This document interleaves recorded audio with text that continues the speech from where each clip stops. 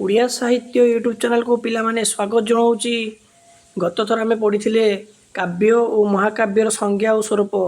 ଆଜି ଆମେ ପଢ଼ିବା ଗୀତି କବିତା, ଗାଥା କବିତା, ସନେଟ୍, ସମ୍ବିଧାନମୂଳକ ସଂଜ୍ଞା। ଏତେ ସବୁ ତ କ୍ଲାସ୍ କଲେ ଲେନ୍ଦି ହେଇଯିବ ପିଲାମାନେ। ଆଜି ଆମେ ପଢ଼ିବା ଗୀତି କବିତା କ'ଣ?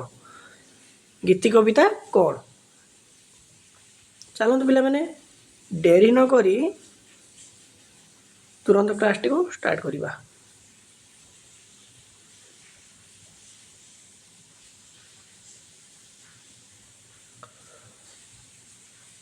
ଓଡ଼ିଆ ଗୀତି କବିତା ସ୍ୱରୂପ ଓ ପ୍ରୟୋଗ। ସାଙ୍ଗୀତିକତା କାବ୍ୟର ଆତ୍ମା। ଯେଉଁ କାବ୍ୟାଂଶ ସଙ୍ଗୀତ ଛନ୍ଦର ଗୁରୁତ୍ୱପୂର୍ଣ୍ଣ ଭୂମିକା ଗ୍ରହଣ କରିଥାନ୍ତି ସେହିପରି କବିତାର ଗୀତିମୟତା ବା ଗୀତିମୟ ହୋଇଥାଏ। ଏହିପରି ଗୀତିମୟ ହୃଦୟରେ ବହନ କରୁଥିବା କବିତାକୁ ଗୀତି କବିତା କୁହାଯାଏ। ଗୀତି କବିତା କ'ଣ କୁହାଯାଏ ପିଲାମାନେ? ସଙ୍ଗୀତ କାବ୍ୟର ଆତ୍ମା। ଯେଉଁ କାବ୍ୟର ସଙ୍ଗୀତ ଛନ୍ଦ ଗୁରୁତ୍ୱପୂର୍ଣ୍ଣ ଭୂମିକା ଗ୍ରହଣ କରିଥାନ୍ତି ସେହିପରି କବିତାକୁ ଗୀତିମୟ ହୋଇଥାଏ। ଏପରି ଗୀତିମୟତା ହୃଦୟରେ ବହନ କଲେ ତାହାକୁ ଗୀତି କବିତା କୁହାଯାଏ। ଗୀତି କବିତା ପାଶ୍ଚାତ୍ୟ କବିତାର ଆଧୁନିକତମ ଆବିଷ୍କାର। ଗୀତି କାବ୍ୟ ଇଂରାଜୀ ଲିରିକ୍ସ ଶବ୍ଦର ବ୍ୟବହାର କରାଯାଏ। ଏହାର ଲିରିକ୍ସ ଶବ୍ଦର ଆସିଅଛି। ଲେୟର ହେଉଛି ଏପରି ଏକ ବାଦ୍ୟଯନ୍ତ୍ର ବା ବାଦନ କରି ଗ୍ରୀକ୍ ଦେଶର କବିମାନେ ଗୀତ ଗାନ କରୁଥିଲେ। ଏହି ଲେୟର କୁହାଯାଉଥିବା ଏହି ଯନ୍ତ୍ରକୁ ଉତ୍ପନ୍ନ ସଙ୍ଗୀତର ଲିରିକ୍ସ କୁହାଯାଉଥାଏ। ଯନ୍ତ୍ର ସଙ୍ଗୀତ ପରିବେଷଣ ମାଧ୍ୟମରେ ଯେଉଁ ଗୀତ ଗାନ କରାଯାଏ ସେସବୁକୁ ପାଶ୍ଚାତ୍ୟ ଦେଶରେ ଗୀତି କବିତାର ଆଖ୍ୟା ଦିଆଯାଉଥାଏ। ଏହି ଗୀତି କବିତା ବିଭିନ୍ନ ସମୟରେ ବିଭିନ୍ନ ଉଦ୍ଦେଶ୍ୟରେ ରଖି କବିମାନେ ସୃଷ୍ଟି କରାଯାଉଥିଲା। ଗୀତି କବିତା ସୃଷ୍ଟିର କର୍ତ୍ତା ନିଜେ ଗାୟକ ଥିଲେ। ନିଜ ଗୀତକୁ ଗାଇପାରୁଥିବା ଏଥିରେ ସ୍ଫୁଟସ୍ଫୁଟ ଭାବରେ ଗୀତିମୟତା ଅଧିକ ଭାବରେ ଆତ୍ମପ୍ରକାଶ କରୁଥିଲା। ବିଶେଷ ଉତ୍ସବମାନଙ୍କ ମଧ୍ୟରେ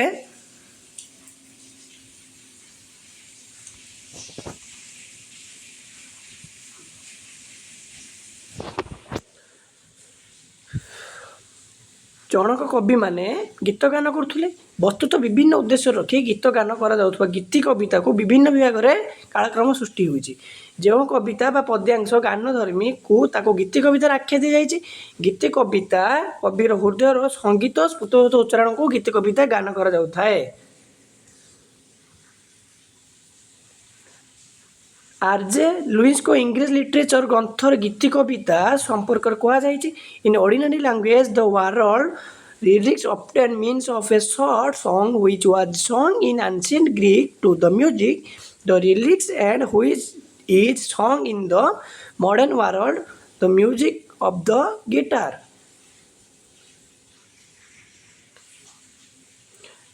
ଗୀତି କବିତା ଆଜି ସଂକ୍ଷିପ୍ତ ପରିଧି ଭିତରେ ବନ୍ଦ ନୁହେଁ।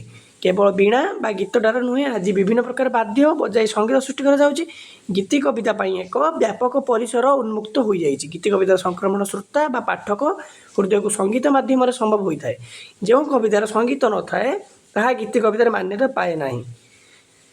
ଗୀତି କବିତାରେ ଗାନ କରାଯାଇଥାଏ। ବୋଧ ହୁଏ ଗୀତି କବିତା କବିତାର ଗୌରବ ଫୁଟି ଉଠିଥାଏ। କେତେକ ସମାଲୋଚକମାନଙ୍କ ମଧ୍ୟରେ ପରୀକ୍ଷାଧର୍ମୀ କବିତାକୁ ଗୀତି କବିତାର ମାନ୍ୟତା ଦିଆଯାଇଥାଏ। ପରୀକ୍ଷାଧର୍ମୀ କବିତା କୌଣସି ଦୃଷ୍ଟିରୁ ଗାନଧର୍ମୀ ନୁହେଁ। ଆଧୁନିକ କବିତାରେ କେତୋଟି ସନେଟ୍ ବା ହାତଗଣତି କବିତାକୁ ଛାଡ଼ିଦେଲେ ଅନ୍ୟ କୌଣସି କବିତା ଗାନ ପାଇଁ ଯୋଗ୍ୟ ହେବ ନାହିଁ। ପରୀକ୍ଷାଧର୍ମୀ କବିତାକୁ ଆବୃତ୍ତ ଧର୍ମିତ ଥାଏ। କବିତାର ଆବୃତ୍ତି ଭାବ ସୃଷ୍ଟି କରିଥାଏ, ସଙ୍ଗୀତ ସୃଷ୍ଟି କରେ ନାହିଁ। କୌଣସି ବାଦ୍ୟଯନ୍ତ୍ର ସାହାଯ୍ୟରେ ଆଧୁନିକ କବିତାକୁ ଆବୃତ୍ତ କରାଯାଏ ନାହିଁ।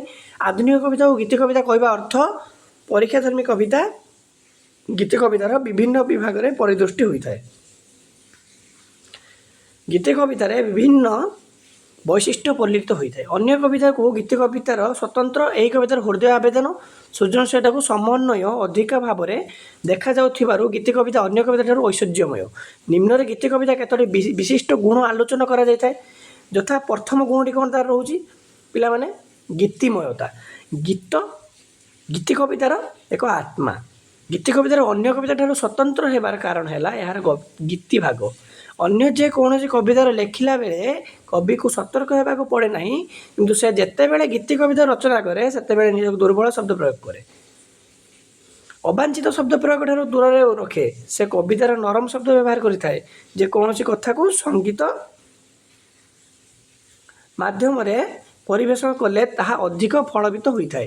ପ୍ରାଚୀନ ଗୀତି କବିତାକୁ ବୀଣା ସାହାଯ୍ୟରେ ଗାନ କରାଯାଉଥାଏ। ଯେତେବେଳେ କବିତାର ଗୀତ ହୋଇଯାଏ ତାହା ଯୁଗ ଯୁଗକୁ ଅମର ହୋଇଯାଏ। ଏହି ଅମରତ୍ୱ ଭାବ ଗୀତି କବିତାର ଯେଉଁ ବିଶେଷତ୍ୱ ଆଣିଥାଏ ତାହା କେବଳ ଏହାର ସଙ୍ଗୀତମୟ ଶରୀର ଯୋଗୁଁ ସମ୍ଭବ ହୋଇଥାଏ। ଗୀତିମୟତାକୁ ପରିତ୍ୟାଗ କରି ଗୀତି କବିତା କଳ୍ପନା କରାଯାଇପାରିବ ନାହିଁ।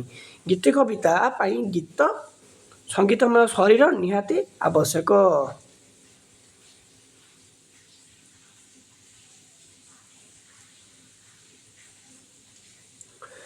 ଦ୍ୱିତୀୟ ଗୁଣ ଆମେ କ'ଣ ଦେଖିବା? ସଂକ୍ଷିପ୍ତତା। ଗୀତି କବିତା କାବ୍ୟ ନୁହେଁ, ଏହା ସବୁବେଳେ ସଂକ୍ଷିପ୍ତ କଳେବାରୀ ଭିତରେ ଆତ୍ମପ୍ରକାଶ କରିଥାଏ। ଭଜନ ଜଣାଣଠାରୁ ଆରମ୍ଭ କରି ଏକପଦୀ ଗୀତ ମଧ୍ୟରେ ଗୀତି କବିତା ପରିସରଭୁକ୍ତ ହୋଇଥାଏ। ଗୀତି କବିତାର ଗାୟକ ସାମୟିକ ଭାବରେ ଏହାକୁ ପରିବେଷଣ କରୁଥିବା ବେଳେ ଏହାର ପରିସର ଅପେକ୍ଷାକୃତ ସଂକ୍ଷିପ୍ତ। ପ୍ରାଚୀନ ଗୀତି କବିତା ବିଶେଷ ଉତ୍ସବମାନଙ୍କ ଗାନ କରାଯାଉଥିଲା। ଗୀତି କବିତା ସେହିମାନଙ୍କ ମୁହଁରେ ବଞ୍ଚୁଥିଲା ଯେଉଁମାନେ ଗୀତ ଗାଇଲେ ଭିକ୍ଷାବୃତ୍ତି ମାଧ୍ୟମରେ ଜୀବିକା ନିର୍ବାହ କରୁଥିଲେ। ଗୋଟିଏ ଘରେ ଭିକ୍ଷା ଦେବାକୁ ପର୍ଯ୍ୟନ୍ତ ଯେତେ ସମୟ ଦରକାର ସେତିକି ସମୟ ଭିତରେ ଗୀତ ପରିବେଷଣ କରିବା ଗାୟକ ଧର୍ମ ଥିଲା। ଏହା ସଂକ୍ଷିପ୍ତ କଳେବର ଯୋଗୁଁ ଏହା ହିଁ ଅଧିକ ଗ୍ରହଣୀୟ ହୋଇଯାଇପାରିଛି। ପାଶ୍ଚାତ୍ୟ ଓ ପ୍ରାଚ୍ୟ ଭୂମିରେ ଅନେକ ମହାନ କାବ୍ୟ ରଚନା କରାଯାଉଥିବା ବେଳେ ସେଗୁଡ଼ିକ ଗୀତି କାବ୍ୟର ମାନ୍ୟତା ପାଆନ୍ତି ନାହିଁ। ଛୋଟ ପରଧି ଭିତରେ ସଙ୍ଗୀତକୁ ସାଇତି କରି ଗୀତି କବିତା ଆତ୍ମପ୍ରକାଶ କରିଥାଏ ମଧ୍ୟ। ଏଥିପାଇଁ କାବ୍ୟମାନଙ୍କ ମଧ୍ୟ ସଂକ୍ଷିପ୍ତ ଗୀତି କବିତା ରଚନା କରାଯାଇଛି। ତୃତୀୟ ଗୁଣ ଆମେ ଦେଖିବା ସ୍ଫୁର୍ତ୍ତତା। ସଙ୍ଗୀତରେ କେହି କେବେ ସୃଷ୍ଟି କରେ ନାହିଁ, ଏହା ଆପଣା ଛାୟାରେ ସୃଷ୍ଟି ହୁଏ। ଗୀତି କବିତାକୁ କେହି ଭାବିଚିନ୍ତି ସୃଷ୍ଟି କରେ ନାହିଁ, ଏହା ଆବେଗିକ ଅବସ୍ଥାରେ ଆତ୍ମପ୍ରକାଶ କରିଥାଏ। ନିଜେ କବି ଅନେକ ସ୍ଥାନରେ ଗୀତି କବିତାର ଗାୟକ ହୋଇଥାନ୍ତି, ତା ହୃଦୟର ଅନୁଭୂତି ଏଥିରେ ସ୍ଥାନ ପାଇଥାଏ। ବୀଣା ଯନ୍ତ୍ରରେ ବଜାଇ ହେଉ ବା ଅନ୍ୟ କୌଣସି ଯନ୍ତ୍ରରେ ସାହାଯ୍ୟ ହେଉ ଗୀତି କବିତା ସ୍ଫୁର୍ତ୍ତ ଭାବରେ ଉଚ୍ଚାରିତ ହୋଇଥାଏ। ଘଟଣା ଓ ପରିସ୍ଥିତି ନେଇ ଏହା ସୃଷ୍ଟି ହେଉଥିବାରୁ ଏଥିରେ ସ୍ଫୁର୍ତ୍ତତା ପ୍ରକାଶ ପାଇଥାଏ। ଘରେ ଦେଖିବା କ'ଣ ଆମେ? ଆତ୍ମ ଅନୁଭୂତି। ଗୀତି କବିତାରେ କବି ଆପଣା ଛାୟା ଆତ୍ମପ୍ରକାଶ କରିଥାଏ। ଯେତେବେଳେ କବି କୌଣସି ବିଷୟକୁ ସେ ବ୍ୟାଖ୍ୟା କରେ ସେତେବେଳେ ସେ ବିଷୟରେ ଭିତରେ ଯେଉଁ ଦାର୍ଶନିକ ଚିନ୍ତନ ପ୍ରକାଶ ପାଇଥାଏ ସେହି ଚିନ୍ତନ ବିଶ୍ଳେଷଣ କବି ନିଜର ଅନୁଭୂତି କରିଥାଏ। ଅନେକ କବିତାରେ କବି ନିଜର ଆତ୍ମପ୍ରକାଶ କରିଥାଏ।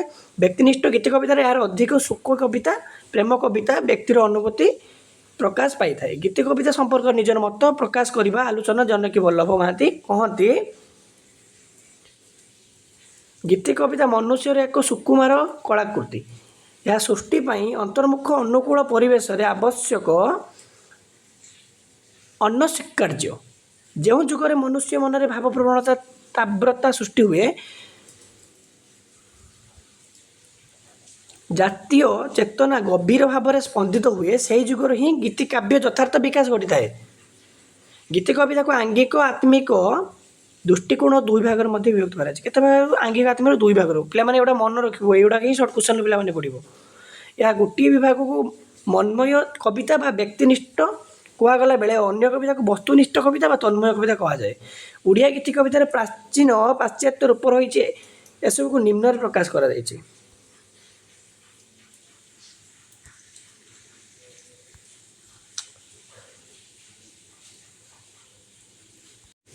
ପିଲାମାନେ ଆଜି ପାଇଁ ଏତିକି। ନେକ୍ସଟ ଭିଡ଼ିଓରେ ନେକ୍ସଟ ପାର୍ଟରେ ଆମେ ଆଲୋଚନା କରିବା ଗୀତି କବିତାର ସ୍ୱରୂପ ବା ପ୍ରକାରଭେଦ ସମ୍ପର୍କରେ। ଯଦି ଭିଡ଼ିଓଟି ପିଲାମାନେ ଭଲ ଲାଗିଥାଏ ବହୁ ସଂଖ୍ୟକ ସବସ୍କ୍ରାଇବ୍ ଲାଇକ୍ କରନ୍ତୁ ଏବଂ ନିଜ ନିଜ ସାଙ୍ଗମାନଙ୍କ ମଧ୍ୟରେ ଭିଡ଼ିଓଟିକି ସେୟାର କରନ୍ତୁ। ରହୁଛି ପିଲାମାନେ, ଧନ୍ୟବାଦ।